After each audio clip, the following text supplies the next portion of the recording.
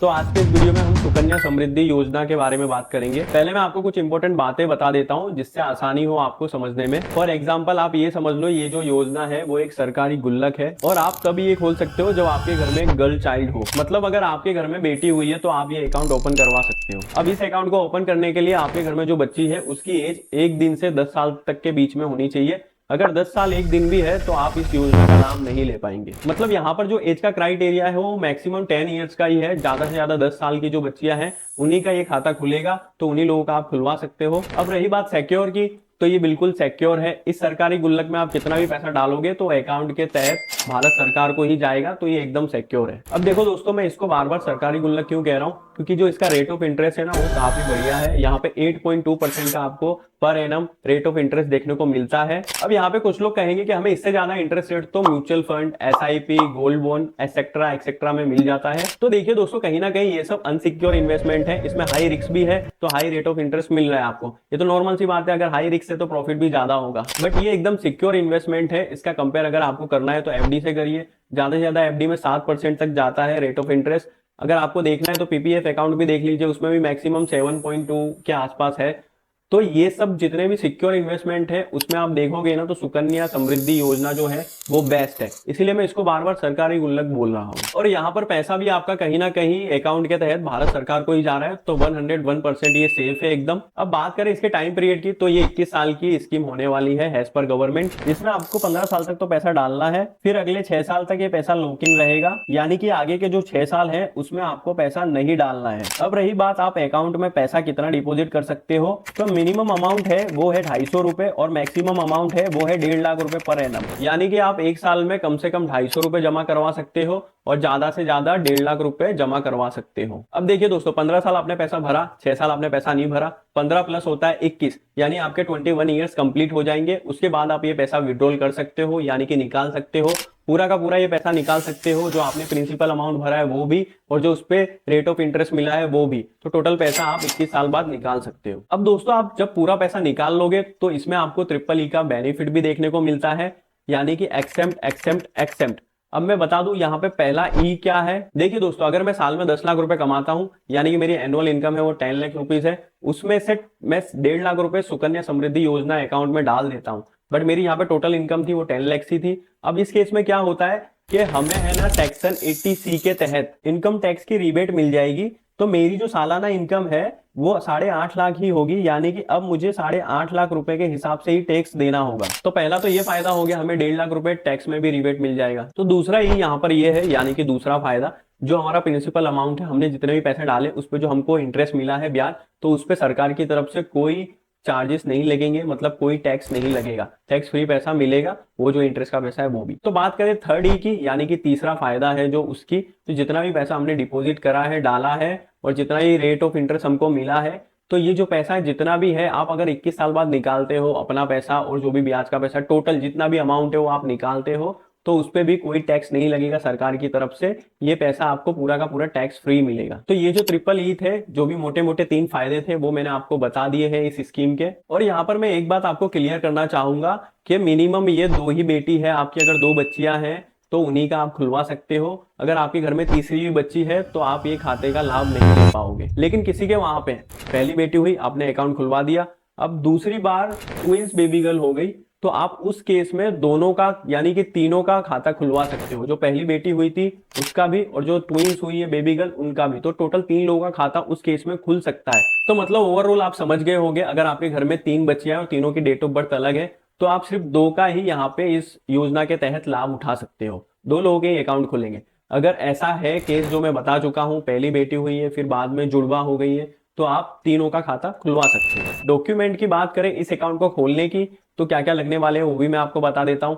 एक तो बिटिया का आधार कार्ड लगेगा और उसका बर्थ सर्टिफिकेट लगेगा, आपका आधार कार्ड लगेगा और उसके अलावा आपको एक एड्रेस प्रूफ भी देना होगा। एड्रेस प्रूफ में आप आधार कार्ड भी दे सकते हो, नो प्रॉब्लम, कोई बात नहीं। और रही बात सुकन्या समृद्धि योजना अकाउंट ओपन करवाने की, तो देखिए दोस्तों, इसको आप ऑनलाइन नहीं खोल पाओगे, आपको ऑफलाइन ही खुलवाना पड़ेगा। आप कहीं पे भी जाके खुलवा सकते हो, ओपन कर सकते हो। तो दोस्तों, ये थी स्कीम जिसके बारे में मैं आपको बता चुका हूं। अब यहाँ पे बहुत से लोगों के कुछ कॉमन क्वेश्चन भी होंगे, उसके भी आंसर मैं यहाँ पर दूंगा।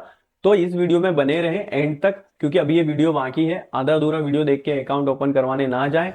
क्योंकि आपको फिर महंगा पड़ सकता है। तो दोस्तों सबसे पहला जो सवाल लोगों का आता है वो ज्यादातर यही आता है कि अगर हमारी परिस्थिति खराब हो जाए, हम बीच में पैसे ना भर पाए क्योंकि टाइम पीरियड काफी लंबा है, तो क्या हम उस स्थिति में पूरा पैसा निकाल सकते हैं बीच में? तो देखिए दोस्तों, अगर आपकी बेटी की एज है 5 साल, 5 साल की एज में आपने सुकन्या समृद्धि योजना का अकाउंट खुलवाया और आपने पैसे डालना शुरू किया।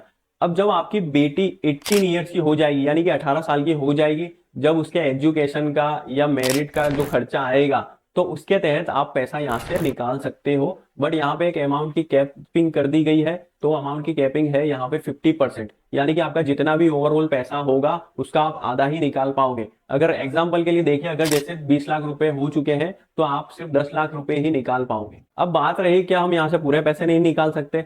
तो देखिए दोस्तों, पूरे पैसे भी आप यहाँ से निकाल सकते हो, लेकिन उसके लिए एक कंडीशन है। वो कंडीशन ये है, अगर आपकी बेटी की तबीयत खराब हो जाती है, कुछ मेडिकल इमरजेंसी आ जाती है, मेडिकल सिचुएशन बहुत खराब हो जाती है, तो उस केस में आप पूरा 100% पैसा विड्रॉल कर सकते हो। बट यहाँ पे एक वन कंडीशन है कि यहाँ पर आपको है ना कम से कम 5 साल तो कंप्लीट होने चाहिए। जैसे आपकी बेटी की एज 5 साल है, आपने उस टाइम पे ओपन करवाया और आपकी बेटी की एज अब 10 साल हो गई, तो ये 5 साल का पीरियड हुआ। तो ये 5 साल का टाइम पीरियड जब कंप्लीट होगा उसके बाद ही, यानी कि आपकी बेटी की एज हो जाएगी 11 साल, 12 साल, उसके बाद आप कभी भी निकाल सकते हो। बट ये जो 5 साल का टाइम पीरियड है, 5 से 10 साल का, यानी कि मिनिमम 5 साल तो आपको इन्वेस्टमेंट करनी है।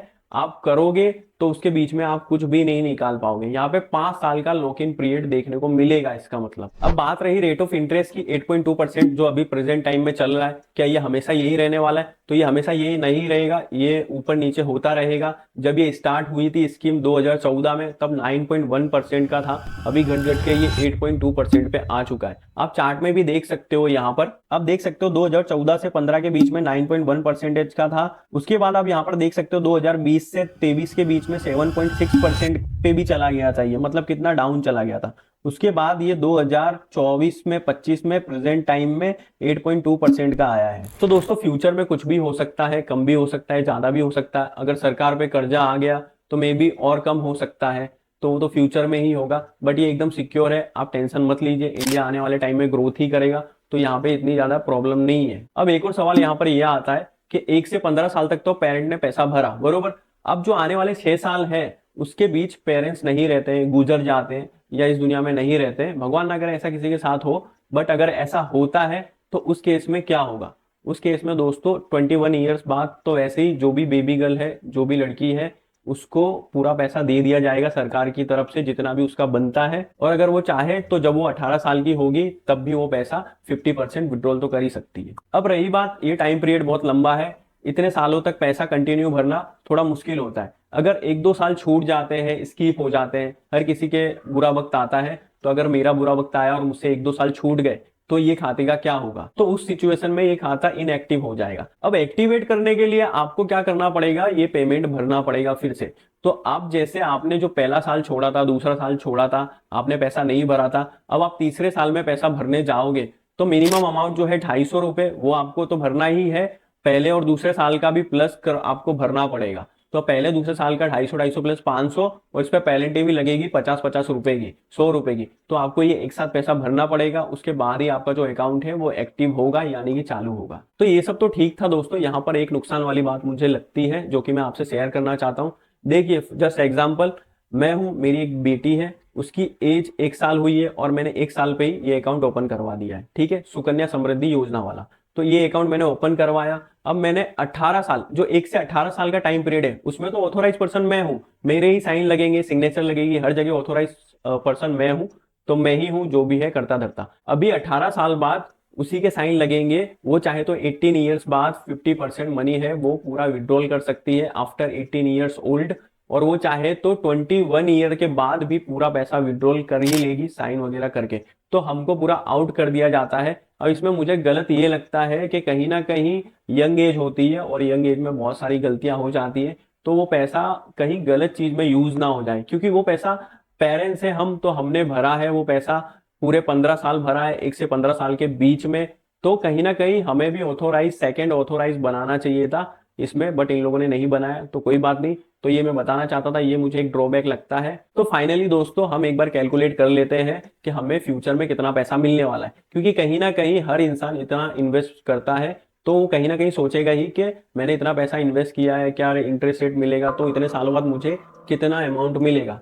तो यहाँ पर हम एक एग्जांपल ले लेते हैं, कैलकुलेटर ओपन करते हैं और उसमें डालते हैं लगभग जो भी इंटरेस्ट रेट चल रहा है उसके आसपास। ये आप भी चेक कर सकते हो, गूगल पे जाके कोई भी ईएमआई कैलकुलेटर सर्च करोगे तो आ ही जाएगा, तो उस पर आप भी चेक कर सकते हो। फिलहाल मैं यहाँ एग्जांपल के लिए ले लेता हूँ, आप देख सकते हो, तो हमें एक अंदाजा हो जाएगा कि हमें कितना अमाउंट फ्यूचर में मिलने वाला है। मान लो कि आप हर महीने 5,000 रुपये भर सकते हो, तो 5,000 रुपये के हिसाब से 12 महीने के होते हैं 60,000 रुपये। तो यहाँ पे ईयरली इन्वेस्टमेंट है, उसमें हमको 60,000 रुपये डाल देना है। सेकंड, हम यहाँ पे ईयर चूज कर लेते हैं, तो समझ लो हमने पहले साल से स्टार्ट किया, तो यहाँ पे ईयर 1 कर देते हैं। उसके बाद आप यहाँ पे टाइम पीरियड देख सकते हो, 2024 में हमने स्टार्ट किया है। अब आप यहाँ पे नीचे देख सकते हो टोटल इन्वेस्टमेंट अमाउंट जो है हमारा वो है 9 लाख रुपए, मतलब हमने पूरे जो भी 15 साल तक भरे हुए हैं वो 9 लाख रुपए है। नीचे आप देख सकते हो टोटल इंटरेस्ट रेट है वो भी हमको 18,71,031 रुपए मिला है 15 साल का। मैच्योरिटी ईयर 2045 है, यानी कि 2045 में हमको ये पैसा मिलेगा टोटल, अगर हम 2024 से स्टार्ट करते हैं। टोटल जितनी भी ओवरऑल मिला के जो वैल्यू आपको मिलने वाली है, अमाउंट जो मिलने वाली है, वो 27,71,031 रुपए टोटल आपको मिलने वाली है, अगर आप 5,000 रुपए हर महीने 15 साल तक भरते हो तब। अब जैसे कोई बोले कि मेरी कैपेसिटी ज्यादा है तो मैं 5,000 की जगह और ज्यादा इन्वेस्ट करूंगा, तो वो ज्यादा से ज्यादा योजना का बेनिफिट उठाऊंगा, तो ज्यादा से ज्यादा साल का 1.5 लाख रुपए हो गए। 1.5 लाख से रुपए ज्यादा इस स्कीम में हम नहीं ऐड कर सकते हैं, तो 1.5 लाख रुपए हम यहाँ पे लिख देते हैं। तो 1.5 लाख डिवाइड करेंगे 12, तो 12,500 रुपए होता है। तो 12,500 रुपए आप पर मंथ अगर भरते हो 15 साल तक, तो आप नीचे देख सकते हो अभी अमाउंट चेंज हो चुकी है। टोटल इन्वेस्टमेंट है वो हमारी 22,50,000 रुपए की है। मैच्योरिटी वैल्यू आप देख सकते हो 69,27,578 रुपए है, यानी कि इतना जो टोटल अमाउंट है ये हमको, वो अमाउंट हमको मिलेगा आज से 21 साल बाद। तो ये था सिंपल सा कैलकुलेशन, जो कि उम्मीद करता हूँ आपको समझ में आ गया होगा। बाकी में अगर इस वीडियो से आपको कुछ हेल्प हुई है तो प्लीज वीडियो को लाइक कर दीजिए, चैनल को सब्सक्राइब कर दीजिए, ताकि ऐसे ही इंफॉर्मेटिव वीडियो आपको देखने को और मिलते रहे। और आपकी कोई भी क्वेरी है, क्वेश्चन है, तो आप बिंदास टेंशन फ्री होके पूछ सकते हैं कमेंट में, मैं इसका रिप्लाई जरूर दूंगा। तो मिलते हैं नेक्स्ट वीडियो में, तब तक के लिए जय हिंद, जय भारत।